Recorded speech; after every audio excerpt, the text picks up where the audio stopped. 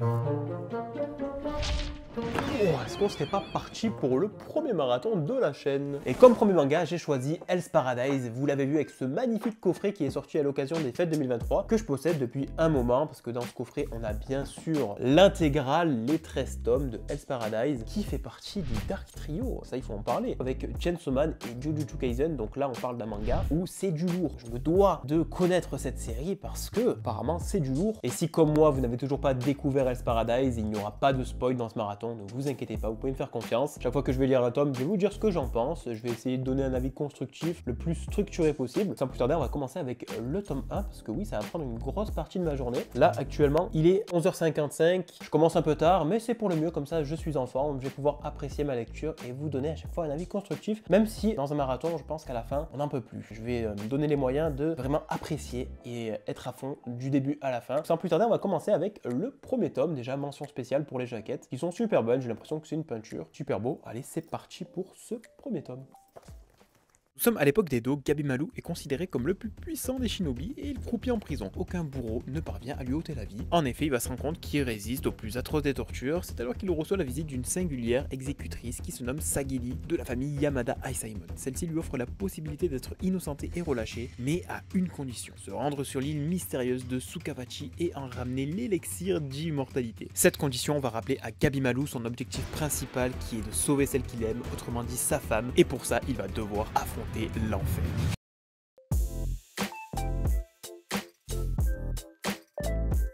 Ça y est, on a le droit à la première planche de Hell's Paradise. Elle est super belle. Je trouve que les dessins, déjà, c'est très agréable.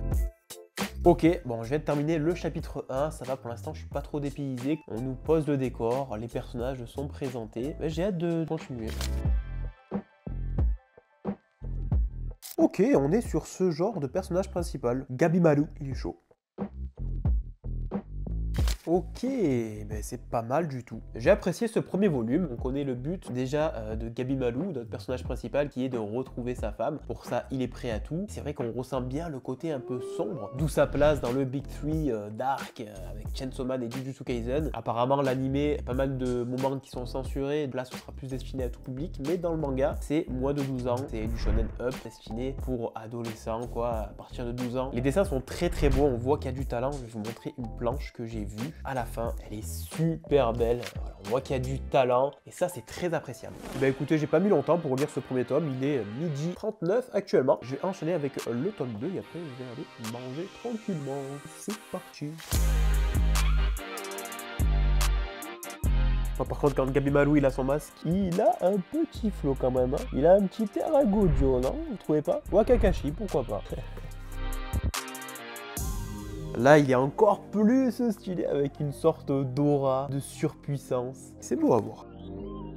Tome 2 terminé. Dans ce tome, on découvre plein de nouveaux personnages, il y a plein de combats. Sagiri, l'exécutrice qui accompagne notre personnage principal, est bien mise en avant dans ce tome 2, d'où la jaquette. Il y avait peut-être plus de texte, plus d'informations. Actuellement, ils sont sur une île, ils doivent retrouver un élixir. On a l'apparition des divinités ratées, mi-humains, mi-monstres, c'est ça qui engage des combats. Et c'était sympa. J'ai hâte de lire ce troisième tome. Là, il est 13h23, je vais enchaîner avec le troisième tome, mais juste avant, je vais aller manger. A few moments later. Bon, j'ai bien mangé, on va pouvoir reprendre tranquillement. Let's go pour le tome 3. Bon, là, je viens de kiffer ce qui vient de se passer. J'aime beaucoup la façon de l'auteur d'amener les flashbacks quand on est en plein combat. Le flashback ne dure pas très longtemps, mais ça suffit amplement pour prendre connaissance du personnage, de son passé et pourquoi il est là actuellement et tout ça. Ça, c'est un point fort dans ce manga, c'est d'amener les flashbacks correctement. Pas mal d'action dans ce tome 3. Et ben écoutez, on découvre qui est le boss de l'île. Il y a des combats qui se mettent en place et c'est du lourd. C'est une belle surprise, Hell's Paradise. C'est vrai que je m'attendais pas à ça forcément. C'est un bon mélange d'un bon seinen et d'un bon shonen. C'est vrai qu'il y a beaucoup de fantastique, beaucoup de créatures. Ça ressemble un petit peu, j'ai l'impression, à Demon Slayer. Je sais pas si je suis le seul à m'être fait cette réflexion, mais il y a pas mal de similitudes, je trouve, entre les démons et le fait qu'il y ait une sorte de conseil entre démons et tout ça. Enfin voilà. Je vais pas vous en dire plus, mais moi je vais continuer avec le tome 4. J'ai hâte de voir parce qu'il y a des beaux combats qui commencent à se mettre en place. Hâte de voir ce que ça va donner. Vous entendez, c'est le calme complet. Je sais pas si vous, quand vous lisez, vous mettez un petit fond de musique, une petite ambiance, je sais pas, mais moi j'adore être dans le calme complet. Ok, donc là, on est vraiment sur un tome, je pense. Dans sa globalité, ça va être révélation un peu des secrets de l'île. Parce que oui, il y a pas mal de secrets. On va découvrir les origines et de ceux qui règnent sur l'île. Voici le regard déterminé de notre personnage principal. Ah ouais, il crache même du feu. C'est Gabimaru Uchiwa.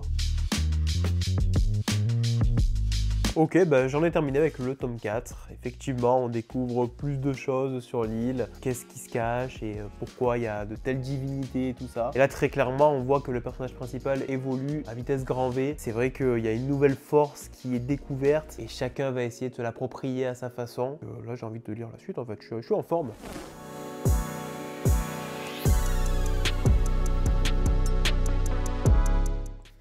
Il y en a un, c'est un monstre. Ah ouais, là, c'est mon préféré. Mais non. Oh, j'espère qu'il va y avoir des retournements de situation là. What? Tome 5 terminé, un tome sympa, il y a eu pas mal de beaux combats, mais c'est un peu redondant, on voit pas mal de fois les mêmes choses, les mêmes combats on va dire, parce qu'on a des groupes qui se sont séparés, et du coup chacun va découvrir ce fameux pouvoir, les divinités, tout ça, ce qui fait qu'on a le droit à un peu la même chose, mais pour chaque personnage différent. À part ça, il y a un imprévu, j'ai hâte de voir comment ils vont s'en sortir, parce que là, c'est un peu la merde. Là actuellement dans ce tome 5, c'est la merde. Là, ça y est, le contexte est posé. Je pense que dès le tome 6 là, dès le prochain tome, ça va péter. Mais écoutez, je vais enchaîner directement. Je comprends très vite pourquoi Hell's Paradise fait partie du Big 3 un peu dark et tout ça, parce qu'on sent l'ambiance pesante qui est très sombre dans ce manga. Waouh! Regardez-moi ces dessins, sincèrement. Les dessins, c'est ce qui nous permet de rentrer complètement dans l'univers du manga et d'être complètement en immersion, donc c'est vraiment un point fort. Alors je pense que j'ai trouvé un petit point négatif quand même, c'est que j'ai du mal à me situer parce que l'île elle est faite en 3 compartiments, j'ai bien compris, et j'ai un peu du mal à savoir où est-ce qu'ils sont précisément sur l'île. Je sais pas si c'est moi qui n'arrive peut-être pas à suivre ou qui comprend pas grand chose, mais en tout cas, là en tout cas c'est ce que je vois, je sais pas trop où est-ce qu'ils sont situés. C'est bien des fois de faire des petits plans un peu comme dans Radiant, c'est vrai que c'est sympa comment il fait Tony Valente, c'est de faire à chaque fois un plan et situer où est-ce que les personnages sont actuellement et tout ça, ça il le fait régulièrement. Peut-être ce qui manque un peu dans Hell's Paradise. Ok, bon, il s'est passé des choses bizarres dans ce tome 6. C'est vrai que on est à la limite du seinen quand même là. C'est un shonen up, mais pour moi, c'est peut-être plus du côté seinen que shonen en tout cas. Là encore une fois, on suit pas mal de combats. C'est vrai que les personnages, ils commencent bien à évoluer là, c'est sympa. On a aussi l'arrivée de nouveaux personnages. On va voir comment ça évolue. J'ai terminé avec le tome 6. J'en suis pratiquement à la moitié. Avant d'enchaîner avec le tome 7, je vérifie juste l'heure. Donc voilà, ouais, il est 17h38. Il est un peu tard. C'est vrai que je sais pas si vous vous êtes déjà lancé dans ce genre d'exercice de lire plein de mangas à la suite comme ça, mais c'est vrai que ça commence un peu à être fatigant. Ça va encore, mais je pense que je vais vite fatiguer, même s'il y a pas mal de combats, c'est vrai qu'il y a plein d'informations à prendre en compte, donc je vais enchaîner tranquillement avec le tome 7 qui est juste ici.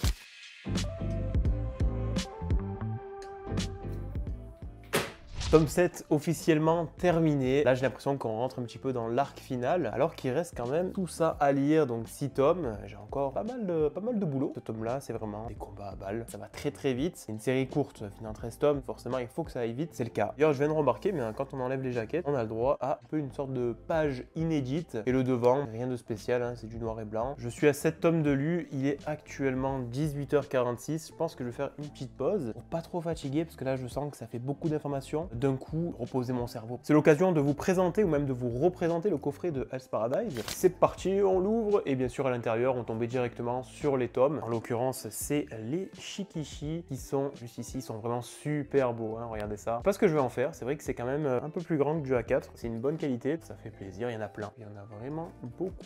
Ils sont super beaux, hein. Moi j'aime beaucoup. Ils sont tous à la plage. Je pense que celle-là c'est ma préférée, elle est trop stylée. Celle-là est pas mal aussi avec les couleurs. Les divinités ratées. Oh ah oui, celle-là elle est vraiment belle. Gabimaru et Sagili. Et après on a un petit récapitulatif de tout ce qu'on a à l'intérieur. Les explibrises grand format. Et une carte d'abonnement d'une durée de 30 jours pour Crunchyroll que j'ai offert lors d'un jeu concours. Mais sur les 13 tomes, donc vraiment super beau coffret. Et l'intérieur et tout ça, je trouve que c'est un bel objet de décoration. Voilà pour la petite présentation de ce coffret. Il est très cool. Bon, moi je vais faire une petite pause. One eternity later. Ouais, c'est pas une pause là. Je vous ai quitté à 18h30, il est 21h54. Je crois que j'avais oublié que j'avais encore 6 tomes à lire. C'est tant mieux, au moins on va aller jusqu'au bout de la nuit ensemble. Vous voyez, j'ai sorti mon meilleur pyjama. Là, je suis en place et on a aussi le petit café pour m'aider à rester éveillé quoi. Je pense que c'est peut-être une mauvaise idée de commencer tard. Je pensais que c'était mieux pour être plus en forme, etc. Mais bon, ça me servira d'expérience. On enchaîne directement avec le petit tome 8. Allez, let's go.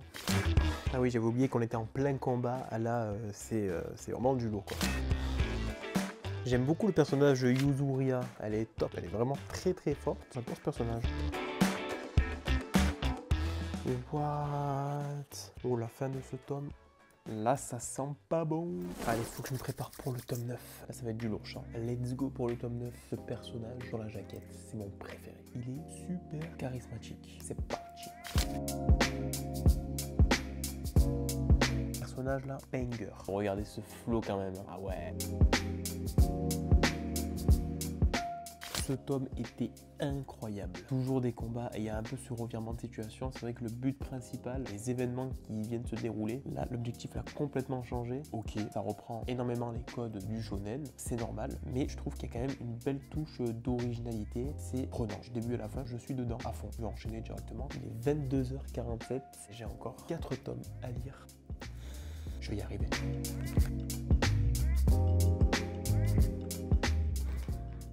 Tome 10 vraiment sympa, là on est vraiment dans l'arc final, il y a des combats à balles, il y a un regroupement de personnages, ce qui fait que on s'attend à quelque chose et en fait pas du tout. Là c'est complètement le chaos. Par contre, ce que j'ai remarqué, ce que j'ai oublié de vous dire tout au long de l'œuvre, c'est que l'auteur n'hésite pas à faire mourir des personnages, on a à peine le temps de s'y attacher et hop, il meurt. Donc c'est vrai que c'est... On voit pas ça dans tous les shonen on va dire, ça nous fait un peu l'effet de surprise, on sait pas trop à quoi s'attendre à chaque fois. Par contre, je vais pas trop perdre de temps, là il est 23h27, il commence à se faire tard. J'enchaîne directement avec le tome 11, on peut voir sur la jaquette déjà c'est le samouraï mystérieux, j'ai hâte d'en savoir un peu plus sur lui.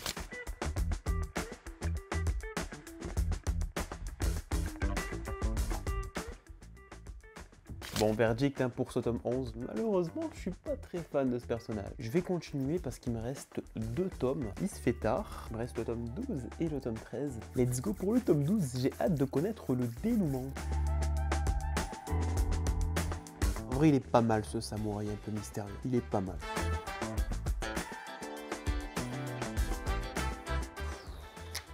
Allez, allez, c'est parti, là, je veux connaître la fin. C'est vrai que là, il nous reste qu'un seul tome. Et j'ai hâte de savoir comment est-ce qu'ils vont clôturer Hell's Paradise. J'arrête de perdre du temps. Le tome 13, c'est parti. Le tome qui clôture la série. Je vais le savourer, celui-là.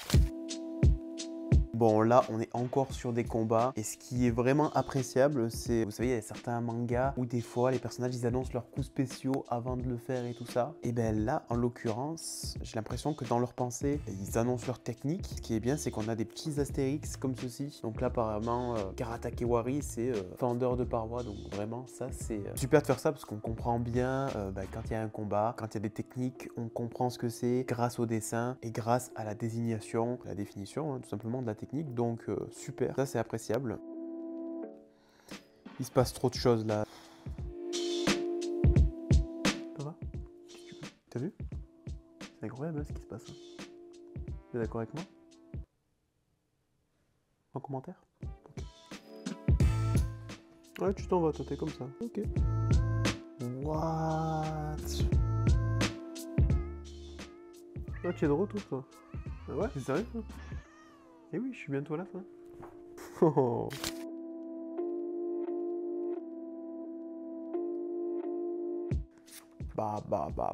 C'était une belle aventure. Le final était... Regardez, il est 1h tout pile, donc ouais, pour vous dire, j'ai fini assez tard, mais je suis en pleine forme. C'est vrai que ça m'a tenu en haleine du début à la fin, et c'était une lecture agréable. Sincèrement, les personnages, ils sont super attachants. C'est un bon petit shonen si vous débutez dans les mangas, ou même si vous êtes déjà confirmé et que vous souhaitez découvrir un shonen, mélangé un peu avec du seinen, assez mature, et avec des combats épiques, avec des personnages qui ont beaucoup de charisme. scénarisme, c'était excellent. Beaucoup de similitudes avec Demon Slayer, j'ai remarqué. On a le droit à des démons et on a des samouraïs, malgré que Hell's Paradise arrive quand même à garder cette petite touche d'originalité. C'est un shonen qui sort du lot. C'est vrai que c'est fini en 13 tomes, donc c'est rapide. Sincèrement, je vous le conseille. Après, je dirais que ça s'approche plus du seinen que du shonen. C'est interdit au moins de 12 ans. Moi, je sais que mon neveu, il va avoir 12 ans. Je vous conseillerais pas Hell's Paradise quand même. Donc, je dirais plus 14-15 ans, quoi. Pour Hell's Paradise, je pense que je vais mater l'animé. Ça peut être intéressant. Je sais que de ce que j'ai entendu, dans l'animé, il y a beaucoup de choses qui sont censurées pour que ce soit un peu pour tout public. Je vais voir ce que ça donne. Il me semble que c'est Mappa en plus hein, qui a animé Hell's Paradise. Ça pourrait être vraiment pas mal à regarder. Et on va terminer avec quelque chose qui est